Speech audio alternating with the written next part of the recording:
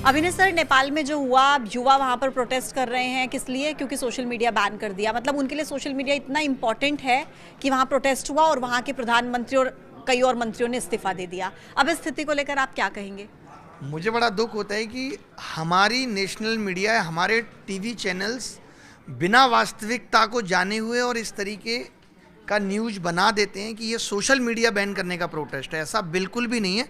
नेपाल में कई सालों से हो रहा कुशासन, मिस गवर्नेंस, करप्शन के खिलाफ प्रोटेस्ट है। सोशल मीडिया तो ये सरकार की प्लानिंग थी, उनको मालूम था कि ये बड़ा प्रोटेस्ट होने जा रहा है। देश में बहुत बड़ा प्रोटेस्ट हुआ है, संसद भवन में आग लगा दी गई है, वित्त मंत्री जी को सड़क पे दौड़ा दौड़ा कर पीटा गया है, जो इतने सालों से उनके यहाँ टैक्स से खेल रहा होगा। तो ये ऐसा नहीं है कि सिर्फ जैन जी इतना पागल हो गया है कि यूट्यूब बंद हो गया है तो वो चिड़चिड़ा गया और एक दिन में इतना बड़ा प्रोटेस्ट हो जाएगा कि प्रधानमंत्री को नेपाल छोड़ के भागना पड़ेगा। बहुत दिनों से चुनाव जीतने के लिए जब जब सरकारें बड़े बड़े वादे करती रहेंगी, लोगों को फंसाती रहेंगी कि हम ऐसा कर देंगे, वैसा कर देंगे, तो एक दिन फटेगा। श्रीलंका में आपने देखा, बांग्लादेश में आपने देखा और अब आप नेपाल में देख रहे हैं। तो ये एकदम गलत है। ये जो सोशल मीडिया बैन है ना, ये प्रोटेस्ट को रोकने के लिए, जो प्लानिंग लोग कर रहे थे उसको रोकने के लिए बैन लगाया गया और उससे चिंगारी और भड़क गई और वो रोक नहीं पाए। तो ये जो सोशल मीडिया वाली खबर है, ये उतना बड़ा आधार नहीं है। नेपाल में बहुत सारी गलत चीज़ें हो रही थी जो देश की जनता ने नहीं स्वीकार किया और इससे बाकी देशों को भी सीखने की ज़रूरत है जो आसपास हैं। अब आप देखिए ना, नेपाल ने, बांग्लादेश ने श्रीलंका से नहीं सीखा, नेपाल ने बांग्लादेश और श्रीलंका दोनों से नहीं सीखा कि भाई जनता अगर भगवान बनाना जानती है तो 2 मिनट में ज़मीन पे दौड़ा दौड़ा के मारना भी जानती है, क्योंकि लोकतंत्र है।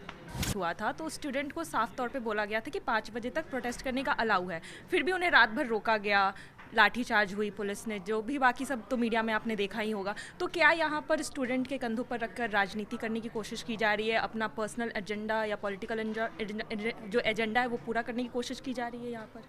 नहीं, मैक्सिमम प्रोटेस्ट में ऐसा होता है कि पॉलिटिकल वाले सोचते हैं कि हम फ़ायदा ले जाएं। सबके अपने हित तो होते हैं। सरकार ने भी आरोप लगाया है कि टीचरों के भी अपने हित थे।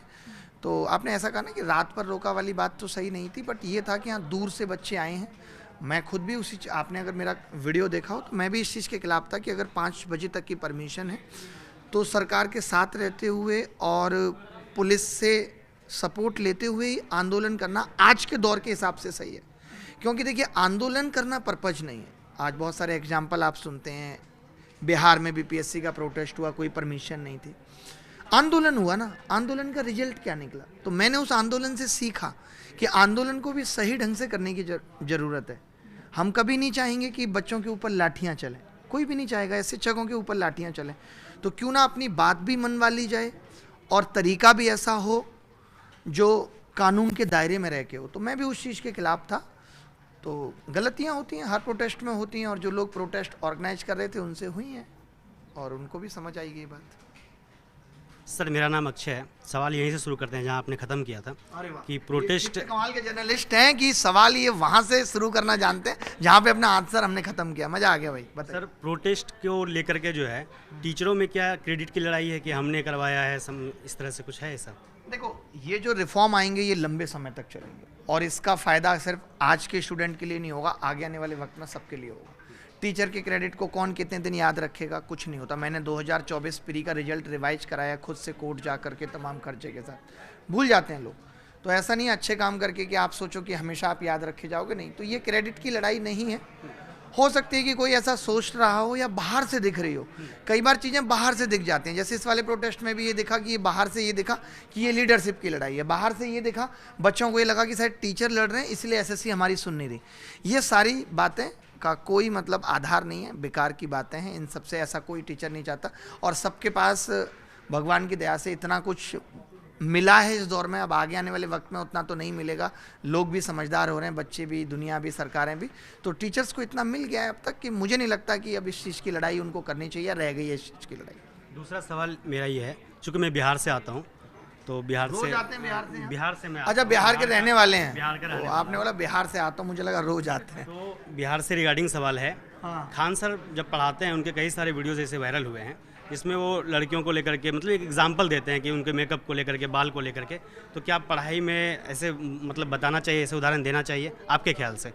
मैंने ऐसा कोई देखा नहीं है। अगर आपके हिसाब से मैं ये मान लूँ कि ऐसा कोई उदाहरण दिया गया है जिसमें महिला जाति को तकलीफ पहुंची है तो खान सर की तरफ से मैं माफ़ी मांगता हूं और उनको मैं पर्सनली ये बात बोलूंगा कि वो इस तरीके की बातें ना करें। अगर ऐसा हो रहा है तो आपकी महिला मित्र को शायद तकलीफ पहुंची है, दर्द हुआ है, तो मैं उस दर्द के लिए खान सर की तरफ से माफ़ी मांगता हूँ। अभी आपने कहा कि युवा एक दिन आक्रोशित हो जाएगा जैसे नेपाल में हुआ, तो सर आपको क्या, चूँकि आपको बहुत सारे युवा आपको देखते हैं, आपसे प्रेरणा लेते हैं, तो क्या आपको ये अच्छा लगेगा कि युवा उग्र हो जाए, वो भीड़ तंत्र में बदल जाए, संसद में आगजनी होने लगे? क्योंकि सर लोग आपसे सीखते हैं, तो आपको ये अच्छा लगेगा कि युवा एक दिन यहाँ भी उग्र हो जाए, संसद में आगजनी हो? मैंने उग्र वाली बात अभी तक नहीं कही है, मैंने खाली इतना ही कहा कि युवा फटेगा। जैसे 24 तारीख वाला प्रोटेस्ट भी हुआ तो युवा फट ही रहा है, इतने सारे ट्विटर कैंपेन हो रहे हैं, युवा फट ही रहा है। आप विद्रोह कब जन्म लेता है? जब आप सामने, आपको पता है किसी का डाइवोर्स हुआ है आपकी नॉलेज में? एक दिन में नहीं होता, पता है आपको? प्रॉब्लम बढ़ती है, 1-2 साल चलती रहती है। लड़की शिकायत करती है आपके अंदर ये कमी है, सुधार लीजिए। लड़का शिकायत करता है आपके अंदर ये कमी है, सुधार लीजिए। उसके माँ बाप से शिकायत करता है। ऐसे ऐसे करके सारी चीज़ें संगठित होती रहती हैं और फिर एक दिन फटते हैं दोनों। फिर आप देखते होगे कि मोहब्बत का जो आखिरी पल होता है वो जलालत वाला होता है। शादी छोड़ दीजिए, ब्रेकअप में भी पहले से प्रॉब्लम चलती रहती है, एक दिन में ब्रेकअप नहीं होता। लास्ट में एकदम जलालत तक चले जाते हैं, तुमने मुझे क्या दिया, मैंने तुम्हें क्या दिया, उसी को फटना कहते हैं। तो जब आप संगठित होने दे रहे हैं चीज़ों को, आज का युवा 2023 से कोर्ट में उलझा हुआ है, 2024 कोर्ट में उलझा हुआ है, क्या सरकार की जिम्मेदारी नहीं है वो ये देखे कि इतने सारे कोर्ट केस बच्चे क्यों कर रहे हैं एसएससी के खिलाफ? क्या एसएससी में बदलाव की वाकई में ज़रूरत है? ये कह रहे थे हम सीईटी लेके आएंगे, कॉमन एलिजिबिलिटी टेस्ट, लाई क्या ये? नहीं, क्योंकि इन्होंने सरकारी नौकरियों के फॉर्म को कारोबार का जरिया बना दिया।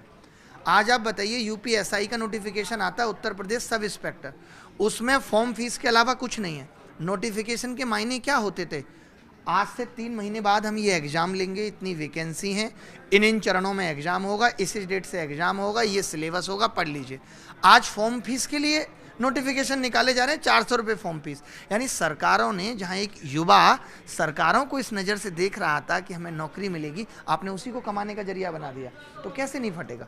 अब एक घर में 3-4 लोग, 5 लोग जब बेरोजगार हो जाएंगे, सोशल मीडिया पे स्क्रॉल कर करके पागल हो जाएंगे, तो क्या करेंगे? फटेंगे। पहले घर में फटेंगे, फिर समाज में फटेंगे, कि फिर बाहर फटेंगे। तो ये आगाह कर रहा हूँ, एक शिक्षक होने के नाते ये मेरी जिम्मेदारी है कि मैं सरकारों को आगाह करूँ। अगर उन तक ये बात नहीं पहुंच रही है तो इतने सारे करोड़ों लोग या लाखों लोग जो हमसे जुड़े हैं, उनकी आवाज़ हम सरकार तक पहुंचाएं कि बच्चा आपसे खुश नहीं है। सर आपने कहा कि मैं शिक्षा मंत्री तो हूँ नहीं कि चीज़ों को ठीक कर दूँ, अगर आप होते तो आप क्या करते?